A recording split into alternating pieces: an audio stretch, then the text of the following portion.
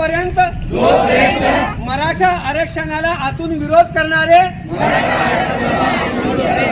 मराठा समाजाचा द्वेष करणारे फडणवीस यांच्यासारखे नेते भारतीय जनता पक्षामध्ये आहेत, तोपर्यंत त्यांच्या पक्षाच्या उमेदवाराला किंवा यांच्या पक्षाशी युती करून उभे राहणाऱ्या उमेदवारांना आम्ही कोंडी ग्रामस्थ कधीही मतदान करणार नाही। मराठा आरक्षणाच्या मागणीवरून सोलापुरातल्या कोंडी गावामध्ये सामूहिक शपथ घेण्यात आलेली आहे। खरं तर उपमुख्यमंत्री देवेंद्र फडणवीस हे जोपर्यंत भाजपमध्ये आहेत तोपर्यंत कोणतेही कोंडी ग्रामस्थ जे आहेत ते